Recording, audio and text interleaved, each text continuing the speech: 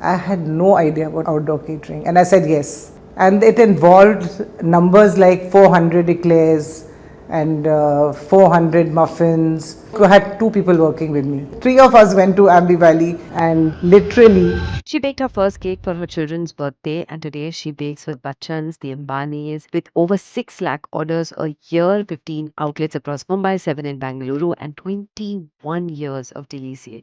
But here's what nobody talks about. She didn't start at 20 with a pitch deck and a dream brand. She started as a mother in her kitchen with no investors, no business plan, and no timeline that said, achieve this by 35 or you failed.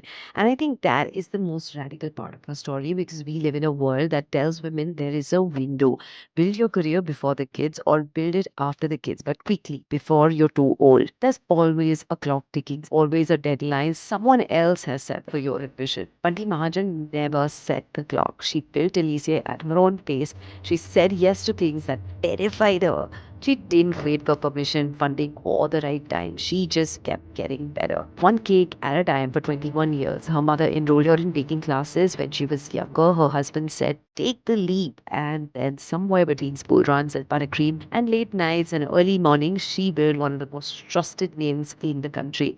These conversations are every woman who has been told by the world, by the family, that she missed her window. You didn't. Let's dive straight into today's episode and every home baker's ideal. Bundy, let's go back to the beginning.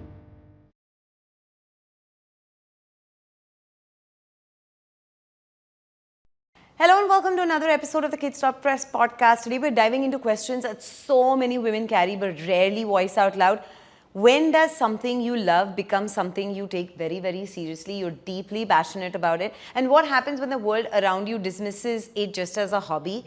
And you're doing all of this while raising children. How do you navigate the guilt, the sleepless nights, the doubt, the imposter syndrome, the constant pull between being present at home and showing up for your dreams? This episode is an honest look at the behind the scenes of motherhood and entrepreneurship. The messy balance, the moments of feeling like you're falling short at both, but you're so passionate and so obsessive about what you're doing, and the quiet resilience it takes to just keep going anyway. We also talk about what children really see when they grow up watching their mother build something on her own, and the legacy that creates far beyond success. If you've ever wondered whether you're allowed to want more than just being a mom, or if you're holding on to a dream that you keep postponing, this conversation will stay with you, because today we're chatting with none other than the founder of Deliciae, Bunty Mahajan, who has been a veteran in the space, right from building her first guitar cake with a no internet era, no place to Google, no place to YouTube, no place to Instagram, any of it. She built it, all of that, in the 80s, and she continues to be relevant and a favorite household name even today. What I've learned in this conversation is, how do you stick to your lane? How do you manage and go through the seasons of parenting? And of course, perfectionism pays off. The one thing that she never compromised on was the quality that paid up and center, and the vision to just dream big and have everything that she ever dreamt of and manifested for herself and for her children up in front of her eyes. Today I'm chatting with her as she walks in plodding on her broken foot, because she is a perfectionist. She wants to live up to her promises, and she's someone who's still just as involved in everything creative and everything that's quality for Deliciae. And I'm so excited because she's absolutely fabulous and warm, and just somebody who's got blinkers on to build what she really truly believes in. And like she says, I'm not done yet. So let's dive straight into the episode today. Here I am with someone whose work I've deeply admired. She's also been very hard to get on the podcast. This is her first one, but I'm sure it's going to be incredible. It's going to be extremely inspiring for a whole lot of you watching and listening to this. Please welcome Bunty Mahajan of Deliciae. Thank you, Mansi. I am so excited. I was just telling her when she entered that I'm literally having a fangirl moment, because I am so in awe of what you've managed to build. Thank you. Thank you so much. Tell me, walk me through the journey. How did it start? How many years back? And where is it today? And just the journey along the way. It's been many years. I would say I started it even before I got married. Okay. My mom was very instrumental in pushing me because she saw that I was interested and she would send me to every class that was there in the city. I'm from Calcutta. Okay. So, and I was happy to do it. I used to do it very willingly. Mom was also a baker? No, she wasn't. But she saw me and I would cook for her, you know, kitty parties and stuff like that. And she saw that I did have the, you know, potential. And she pushed me a lot actually. Yeah. So I used to do, back there I used to just do, you know, children's birthday cakes. Friends, nieces and nephews. They were not married like I was unmarried. They were my age.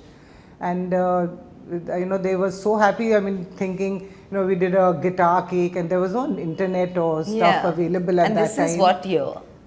This is, what year would it be? It will be, say in 75. Ah. Yeah. Wow.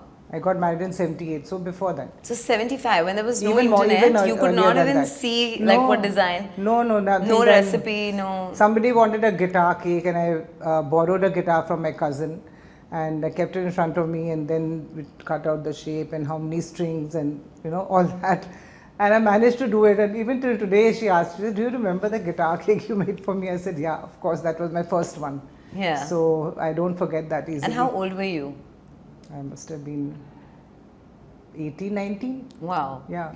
Wow. So it started somewhere around the teenage years where you knew this is what I want to do. Still Did you know that this is what I want to do, this is what I want to pursue? I was always very fond of baking and I would try out different things. Every airport that we went to, the only thing I would pick up was a recipe book. So I have tons of them by now. Yeah. And and my reading material was that. I would just be reading recipes from here or there. And so that was how I actually started. Then going forward, where I got married. And you came to Bombay. Came to Bombay, and then I used to do small things for my own children's birthday cakes and stuff. And this was what year? In 1980. Okay. So then, especially for my daughter's birthday, first time I tried. And of course, if you see those pictures and you see the other pictures now, there's a vast difference.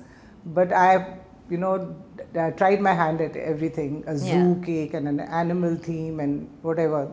And like what? That time I never used to make the animals, we would buy toys and put them, but the basic cake was, you know, something like that. And was there like the fondant and the buttercream? There was no fondant, there was more buttercream and stuff. Yeah. I never used to work with fondant, scared to work with fondant. Yeah.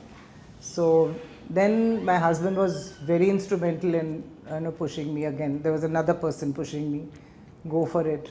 And then friends, and did stuff for friends, you know, birthday parties, my own birthday parties in the house. Anybody's birthday party, well, I'll make the cake.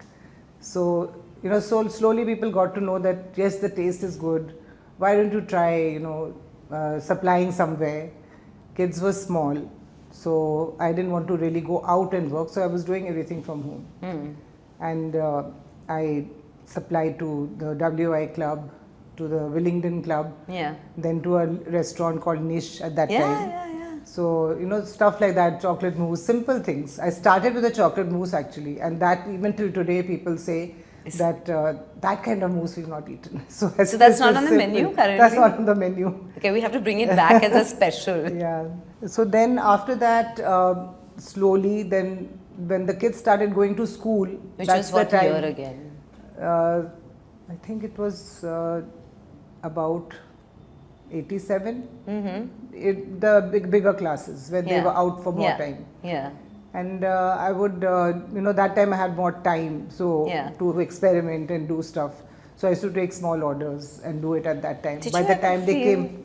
Did you ever feel that, shit, I have the potential, I can do more, but I'm tied down because of my kids? Because I see a lot of moms today feel... No, I didn't feel tied down. Luckily, I was lucky to have help, and kids were taken care of.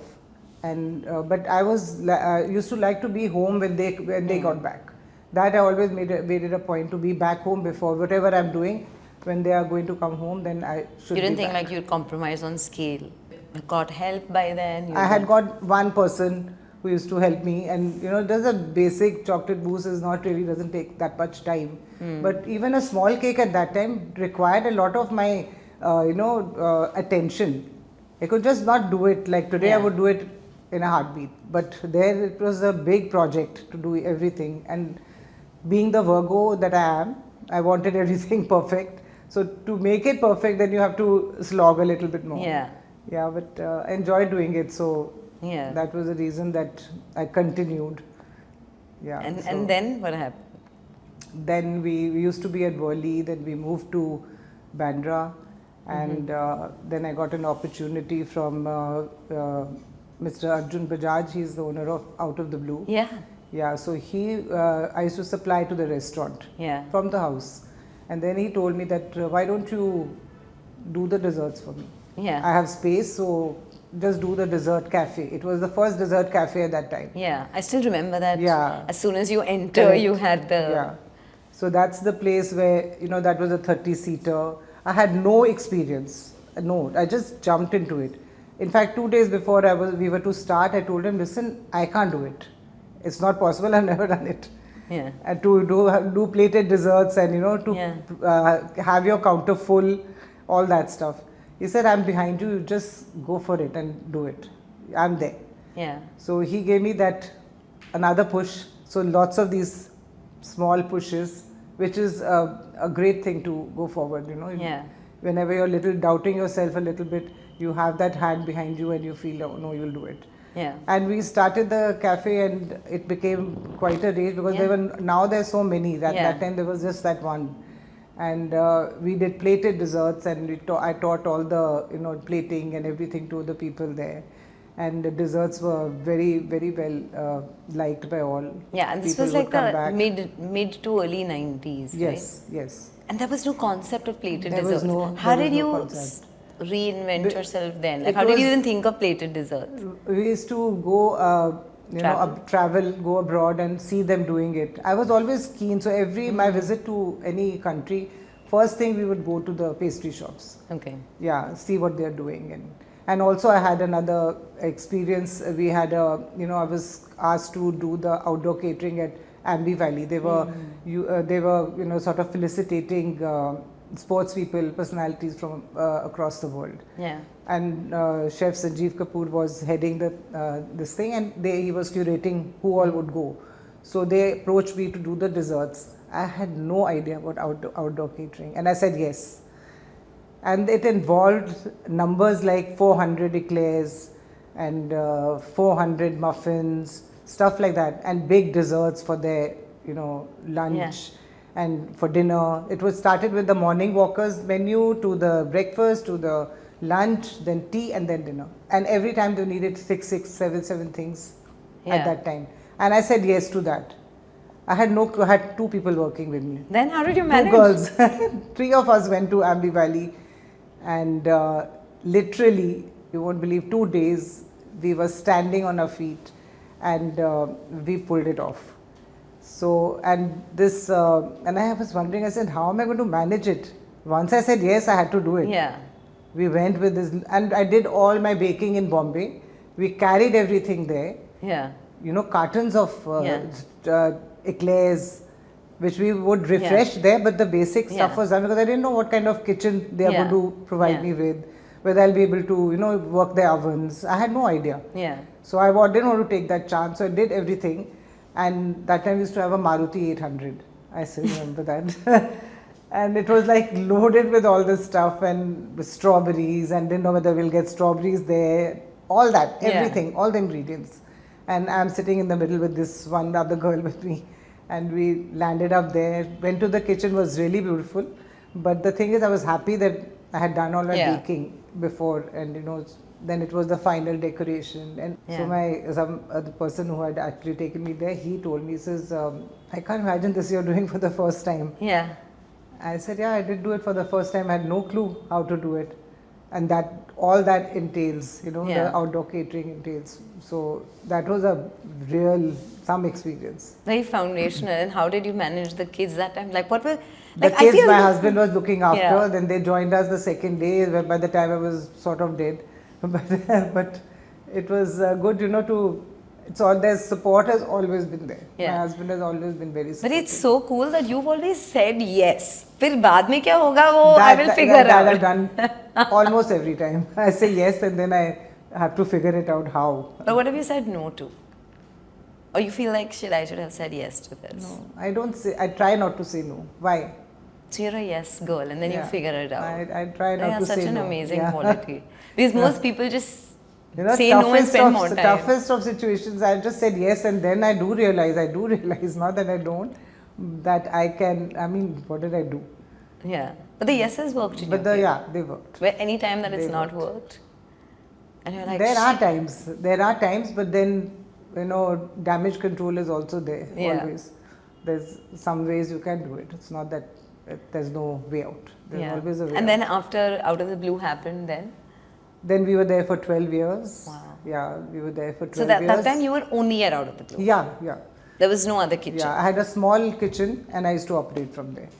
And first it was all from my house. Then I moved out to a small kitchen and that's where we supplied to Out of the And Blue. while you were at Out of the Blue, there was never temptation, I should expand here, Yeah, it was always in the mind, but taking that first step was difficult. So what will happen when we move out, that kind of thing. And my brand actually hadn't really built from there. It was always, if you wanted to meet somebody, come to Out of the Blue, never Deliciae. Yeah. So that was always at the back of my mind because the brand is getting no exposure at all.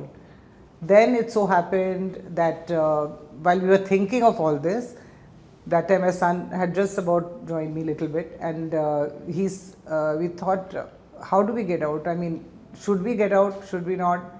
But then it so happened that Mr. Bajaj said that I've asked somebody else to do the desserts here. So basically, we were said, okay, your time's up. So that was the deciding factor that we have to move. Yeah. And very quickly we had to do that. So then we found our first standalone place. And where was that? That was at Kardanda. Yeah. So that's the first time when we moved out, the first time Deliciae had its own brand. Right. And from there it has been built to what it is today. Wow. We were there 4 years.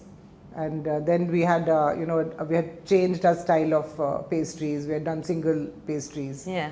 Yeah, so that was different, not wedges, but differently. Yeah. So that was another, change when we moved there. Right. Yeah. And what year was this again? Pre-delivery period, absolutely. And that time a storefront mattered. Do you think it matters today? It mattered, and we really hunted for a good store, and we've managed to manifest that. I always wanted a big frontage, glass, all that kind of stuff, and our store was just that. What do you think, Bunty, has made you stay so loved even today? Like, do you question relevance? Do you ever reflect on what worked, what didn't work? Yeah, it's one thing is that whatever anybody wanted, I wanted to give it to them. Sometimes somebody says this is not on your menu. I said, I'll do it for you. It's not on the menu. It's okay. The ones which used to do in Out of the Blue. And we don't have them now on the menu. So I said, if you ever want it, tell me, I'll get it done. Yeah. So, that's they appreciate. So that personal touch is there. Even now people ask me where's your death by chocolate? Where's your Mars Haven? Why aren't you starting? So I said, I'm not starting, but whenever you want it, I'll do it for you. So it's just that one-on-one that has been happening on and off in the store, maybe outside on the road. Somebody people just an exhibition, you go, where's your death by chocolate? I said, listen, we'll do it if you want it. So, people remember the names. There are some of the names that have really stuck on. And those were all names which I had given myself. How would you search come out for with all those different kinds of names.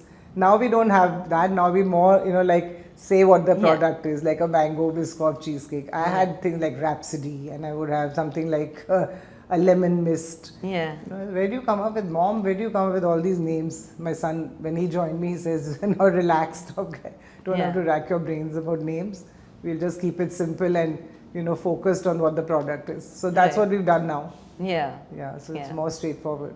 And then, and all these years, then, do you ever go through moments of guilt for leaving the kids behind, or because that's traditionally what happens, and I see so many women just give up something that they've built with a lot of love because sometimes guilt would creep in, or sometimes they haven't been able to take the risk, or sometimes they've taken the risk and it's not paid off.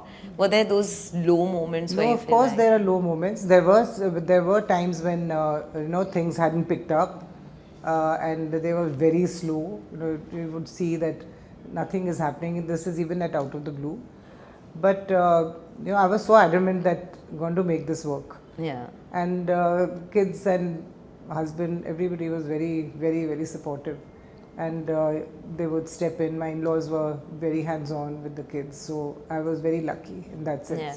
I like to be totally involved. okay. So you still, like, what part of the business do you now handle? I'm handling the creative part, the recipes, all the 3D, whatever fancy stuff we do, that I'm handling. All the coloring, because I don't leave the colors and all. I find that is very important in a cake, in Yeah. a 3D cake, in a wedding cake. So even if I'm going out of town, work doesn't stop.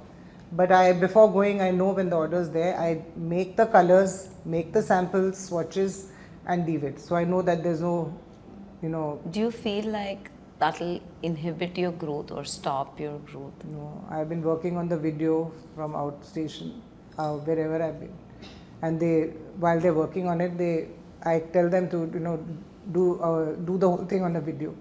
So if there's any mistake, I check them right away and correct them. Why? Because it has to be perfect for me. But have you ever wondered how do other chains do it, or how do other brands in the same space do it? Do you think their founders would be just as involved? I can't say anything about that, but about our 3D cakes, I don't know how others function, but I am very particular that the regular stuff is what they can now. My team has been there for a while, so they know what I expect and what kind of, they have learnt a lot. But even in the speciality things, even though they, like for instance, a pink. Pink can be any shade. A light pink can be any shade. Yeah. Even a light pink. Light pink is not enough to say light Yeah. pink. So to get the right pink, sometimes you can't explain it. How to get that color. Yeah. So I'd rather do it and show it to them, and then after that they will replicate it. Yeah. So then I get what I want. The product. So you're scared to delegate.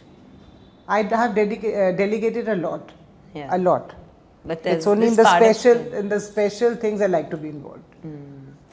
And do you feel like as women, we're not great risk takers, especially when it comes to money? Like, we always feel like, what if it doesn't work? What will happen to all this money? Did that happen to you early on? Early on it happened, but then I thought it's all learning experience. So you were okay with making financial mistakes or things didn't work out? Yeah. Because I know a lot of women who are averse to it, and they just feel like, I can't make this No, my decision. husband always used to tell me, just think you're learning something and you're paying for that learning. What's the big deal? So that was Yeah. a big, sort of solace that I'm not judged about that. Yeah, that's huge. Yeah. But did you ever feel like, if you don't do it for the money, then like how? Like, is it wrong? Later on I felt that if I'm working so hard, then I should get get some the money. money. Yeah. Then Yeah. that money should also come. And Yeah. that, it's frustrating in a little bit when it's not happening. But then when you keep going at it, just comes. The ways just open up. Yeah. Yeah. But I'm sure there must have been moments where you felt like, shit, how will this move to the next level if this person leaves? Or Yes, that happens. so do you ever feel like people quitting, because that's what bogs people Yes, down? people. Initially, the team, to build a team, it took us a long while. It took me a long while, because for few hundreds, people would leave. Yeah. And they didn't have to really give trials, because they would say, go to out of the blue and see, this is what we do. Yeah. And then for little amounts of money, people would leave. And how that And makes you poaching feel? happens in the industry, right? So you have to keep them happy. When somebody is in that space of expanding from being a home chef where the recipe is with them and they're okay, they're the only ones managing it, to someone who's hiring somebody or scaling up, what would your advice be to them to say, okay, this is how you go about doing it, and you don't part with recipe at this stage, but finally at this stage how do you go about building? I went through the same thing earlier. I was doing a lot of the stuff myself. Yeah. From home with 2 people. So then when you start scaling, you can't do it. You can't manage everything yourself. So you have to let go. Yeah. You have to let go and trust the process. Yeah. And it's but okay. like, how do you part with a recipe? What would your like rule book be for those people who are starting out now? No, if you can't manage it yourself and you have to part with it, it's just fine to do that. I think original is an original. Yeah. And copies are copies. But how do you still, if the recipe is the same, how do you? But everybody making it's different. Like you talk about making ghar ka khana or whatever. Yeah. Everybody will make a dal in a different way. It's never the same in every house. Yeah. So it's the same way. If you're making a recipe, you are doing it your way. Even till today, I follow a recipe. I don't just do andaza. In a kitchen also, in a bakery also, I make sure that these people are following and doing it the right way, and not just doing like a lot of mothers used to say, "Na, aise banaya." Just put everything together in a mixer and that was it. Yeah. They don't measure anything, and still it comes out well. It's not that it doesn't, but it won't be consistent. Correct. So every time you follow a recipe, you ensure that the consistency stays. Were there days where you thought that I should give this all up because I was failing at being a good mom, a good wife, a good daughter-in-law? Was there any time where you felt like, I don't need this stress, I want to just give up? No. Never? I never felt like that. I just wanted to do it. There were a lot of times when things, were not going my way, but it's okay. It's part of the game. Some days are good, some days are bad, but you keep going because you want it so desperately.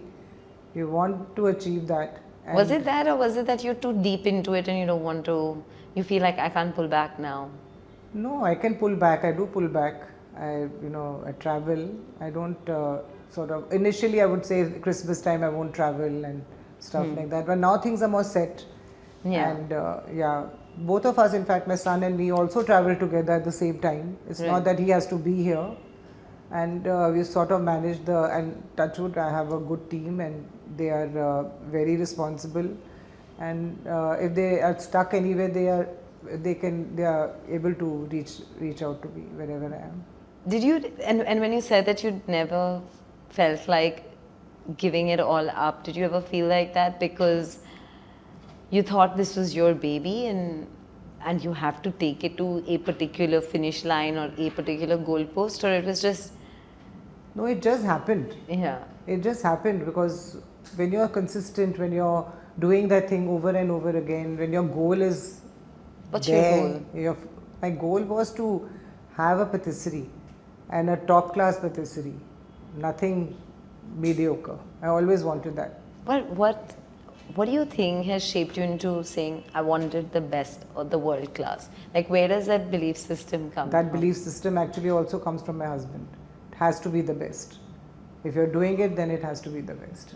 Best of ingredients, best of your skills you have to use as much as you can. We travel, and even before me, he's the one, come on, here's the list, let's go to all these patisseries and first check them out.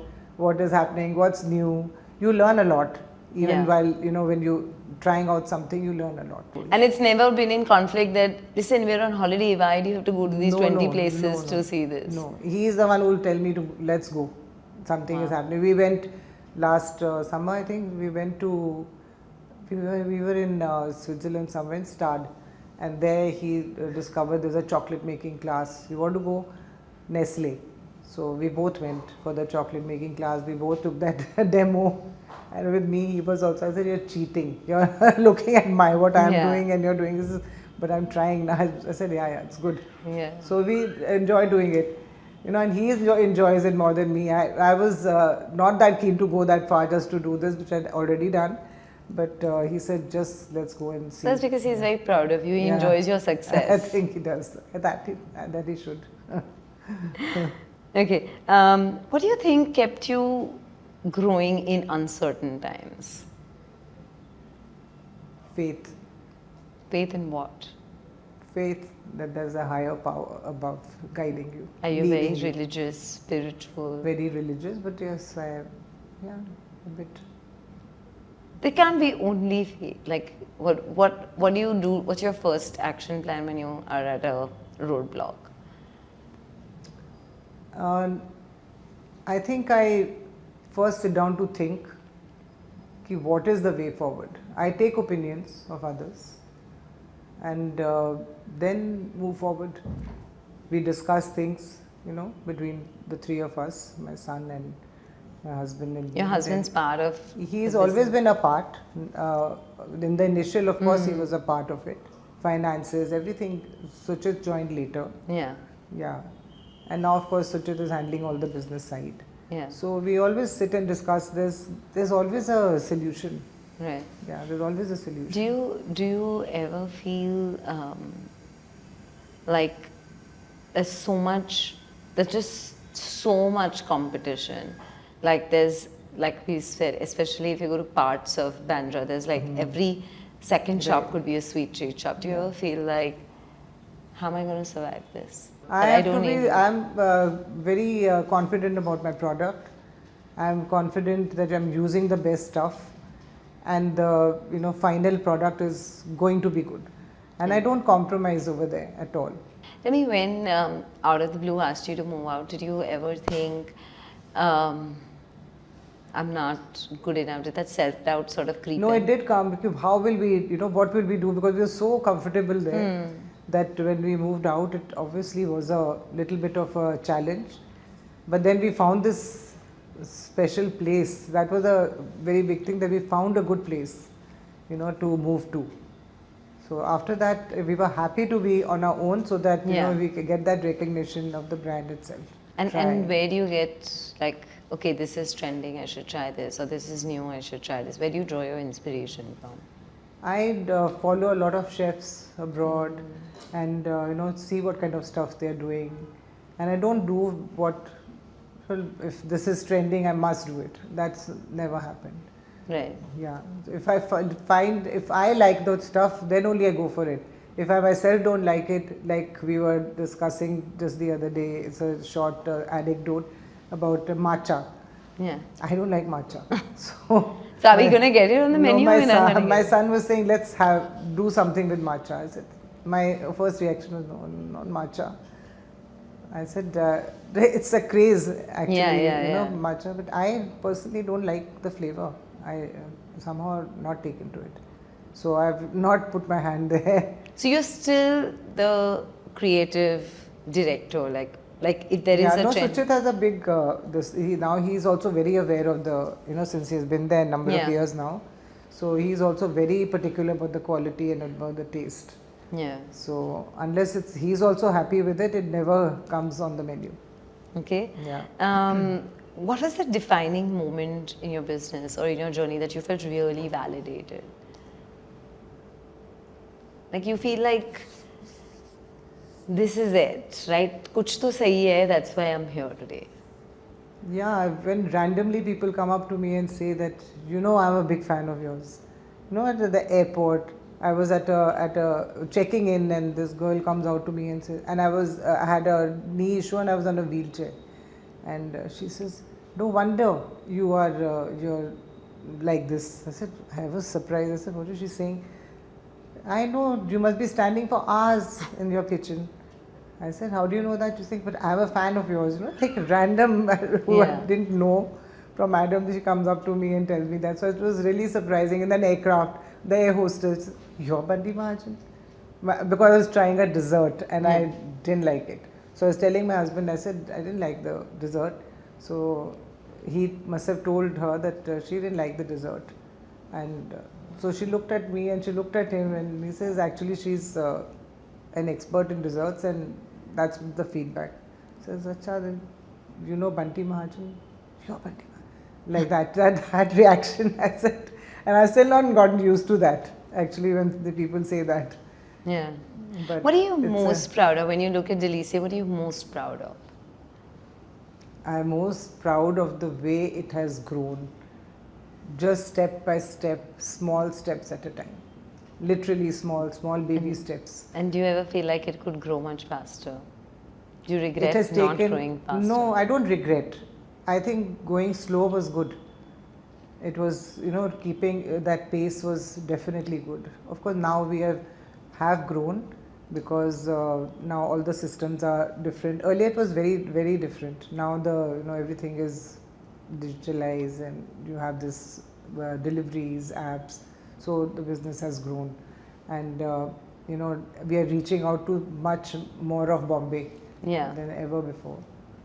So yeah, so it's been a great journey. Okay. Did you ever think that you were building a legacy business? Did you ever dream that? I didn't dream initially, but now I know that it is supposed to be, it has to be carried on. And I think Suchit is the right person. He can take it forward. But you never thought when you started or you baked that first guitar cake that No, never. this is never going at to that be time. your name Never at that time. and it's going to be a brand and I'm building like a legacy business for my children. No, never at that time. It was much later. Now But that when I did you feel- know that, okay, I am building something and this is what my Yeah, kids... when we started when we started out of the blue, yeah, of course, by then there was a little recognition, it was different. It was not a home thing anymore. But the product was still like a home baked product. There was no preservatives. And do you think there that's was your nothing. advantage? That's like your edge? Yes, it is, because I've stuck to that core. I've not used any preservatives anywhere ever. So it is a home baked product even now, though it is on such a large scale. And do you feel like because you were a mom, the quality and the check and the preservative, non-preservative, do you feel like the QC was always so high because that value system or that quality was so important to you because of Yes, who you were? we go by the freshly baked tagline, right? That it is freshly done for you. So even now, everything, when the order comes in, they are freshly done and dispatched. So there's nothing. Earlier, we had to keep it for 2 days shelf life at the out of the blue. 2 days was the maximum we would keep, and then discard it, irrespective. Never keep it for the 3rd day. So that was always there, that benchmark that we're not going to keep it. Do you keep think anything that came from you as a person, or did it happen with motherhood, or just do you feel like you became more conscious about No, I it? became more conscious. I didn't ever want to serve anything stale. Like if you go to some place and you eat something which is not fresh, you can tell it's rancid. You can tell. I could tell immediately. So that was never a good experience, and I never wanted anybody to go through that here. Okay. What do you hope your children have learned by watching you build this? I hope they've learned perseverance, consistency, and if you're passionate about something, you reach that goal for sure. Okay. What part of this journey was the loneliest? Actually, I was never lonely because I had so many people around me egging me on that, that you can do it. I always got that feedback from my friends and from my family, and everybody was just always saying that. I mean, they had such good things to say about it. There was no question of feeling lonely as such. Do you feel like? Do you feel like? Why did you always need somebody else to push you forward? That I needed initially. Why? I did need. Because I'm not that outspoken a person, so I'm a little bit, don't open up that easily, and I need that push. Even now I need it at times. But do you feel like why? Like why do I need to be pushed? Is it? If I get complacent, then they push me. Like Suchit will say, "Okay, no, mom, come on, let's think of something new." Like that. Nothing as Okay. If you could speak to the younger version of yourself, what would you tell her? I would tell her, keep going, and come what may, just don't lose sight of your goal. You have to keep your goal in mind and keep moving. Obstacles are going to come. Struggles are going to be there. It's not that today there's no struggle. Struggles are going to come. You will, land up in soup sometimes, but there's always a way out. You have to find the way out, and like lots of times, your cakes have collapsed. Then what do? Don't panic. Something will work out. You will be able to mend it. If we have to make a new one, we'll make the new one. If we find a little bit of time, we will make the new one. You've forgotten someone's order. It's happened many times. Like I've forgotten to place the order, and the order is now in 2 hours. You remember it at the right time, so you can just get down to it and make it happen. I've done it many times.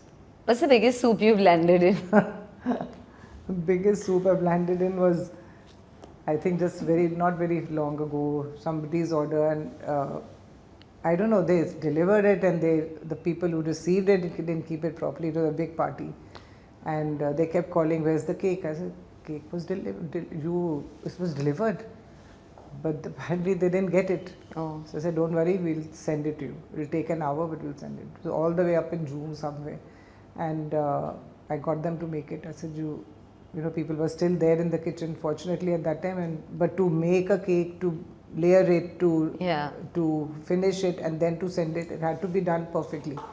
But they managed, and then the travel time. Yeah. So we managed to get it there. So these things have happened number of times actually. That was a minor thing actually compared to some other stuff. To a cake just completely collapsing and you'll have to redo it at the end. We've done that. Okay. For mothers listening who have a quiet dream, they keep postponing, what would you say to them? Don't postpone. Do it now. Do it. Just put your head together and do it. And what if they don't have a partner like yours? Then do it yourself.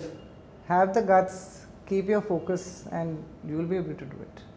Yeah. What are the things that have changed from when you were building your brand to today? Lots of things, like that awareness of people, even in your environment, your people working for you. Yeah. We have sort of now, whoever comes in, we train them that this is the way the whole system is, and you have to follow that. Earlier it was never hygiene, for instance. Never used to give too much importance to hygiene. Right. But then slowly we've sort of inculcated that. Also stuff like putting the stuff, it's a very basic thing. Putting the stuff in the kitchen in its rightful place. For example, a scissor. It has to be kept where you have picked it up from. Yeah. So that the next person can get it.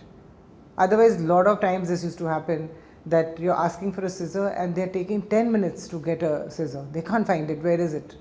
Or a spoon. With your level of perfectionism, it must be hard to keep calm, no? I do get agitated if I see, because this I learned from, I had worked in a bakery in England at one time for a month, and that's where I learned this thing of keeping the stuff in the right place, because I was told get something from the mezzanine, and I used it and I left it there, and then I was told that please can you keep it back from where you got it. And the person's whose bakery it was, he was a very nice gentleman. He told me you can do what you like, you go around, take pictures, whatever you want to see, do that. And I learnt a lot from him. He was Mr. Backman back in Wimbledon. And his whole setup, I was doing up my kitchen here, then I told Suchit, I said, hang on, these are things we should implement because they're really useful. You're wasting time finding a scissor. Yeah. So he said, I lose it if I don't see it, in its rightful place. So all the people there were doing that. Yeah. Doing exactly, like whatever you require, minimum order levels. They have to, and they're not waiting for somebody else to come and do it. If they see the level is low, they will come and refill. Right. So you're never, looking for stuff. That was a big game changer. Right. Do you also feel like you can be so good at your craft because you're such a perfectionist, so everything is very measured? Yes. If you weren't that person, you wouldn't have been good at your craft because it requires a lot of precision. Yes, I am very particular, very, very particular. Unless it's absolutely perfect, I'm not happy. And therefore you're too harsh on yourself. I am harsh on myself. And that's why you're like, okay, I need to do this, I need to do this. And that's why the 4 a.m. Yeah. So this has happened just yesterday, so that's why I mentioned it. And then does it trigger you or irk you if your kids are not just doing it that way? Not really. Now I don't. Maybe initially it would have, but now I'm okay. If they're not that much of a perfectionist, or does it bother you? They are all actually quite the perfectionists. They are quite. My daughter is also very much like that. Even Suchit has become like that. He also needs everything perfect, especially here now in the confectionery. He's even more than me, I think. How much time do you spend on Instagram, Bunty? A lot. I'm so happy to hear that, because I thought she'll actually end up saying, I don't spend any time on Instagram. I do. Sorry, but I do. You do? Yeah, I do. What do you like search for? And I you do keep a like lot telling of, the I team. do a lot of searching, though my kids don't believe this, but I'm telling you that I do search for a lot of, sometimes recipes, sometimes, people's techniques. I learn a lot from it. Do people share the techniques? People share. People, chefs, and they do share some new stuff. Yeah. I'm very engrossed in that, and of course the other stuff is also there. Yeah, but you like tell them, I don't like this picture, or this is not showing my ingredients properly, delete it. Are you involved in the Deliciae Instagram page a lot? No, not in that. Now, if I see a cake, yes, if I see a cake on which what bothers me is if the message is not written correctly, or if it's crooked, something like that. That bothers me. Then I click a picture of that. Then I send it to them and find out who's written this, who's done this. Yeah. That really bothers me. The presentation is so good and then the name is written crooked. Yeah. So that really bothers me. So you're quite the perfectionist. Yeah, that bothers me, that I just can't see that it's written crooked. Yeah. Or it's not neat. That kind of. I've also removed the decoration if something like that, and it's happened in front of me. I've told them to redo it there and then. They have to do it. Do you think that the perfectionism causes you too much of a heartache? Like it's a lot of work to fix that back. Yeah, it is, but then I don't want to compromise on that. It has to be done. If it's happening in front of my eyes, no way. If something name is written little off, I make them remove it and center it, because that bothers my eye eyes. for detail. I can't see and that. And how do you teach your children to stick to their lane, and it doesn't matter who's running ahead, who's lagging behind? How do you just stick to your lane with so much happening around? Yeah, I think both my husband and me have taught them that just do your own thing. Do your thing at your best and you'll see the results. You don't have to copy or follow anybody. Interesting. And luckily they are all like that. Interesting that you say that. Thank you so much for spending time with us. I've learned clearly a lot. Like, I think the perfectionism is what I need to take back. But this has been an incredible chat, and thank you for doing it with your broken leg. I'm happy to do that, really. It was a great conversation. Thank you. For parenting tips, celebrity interviews, recipes, conversations with experts, DIYs, and lots more. Subscribe to Kidsstoppress now.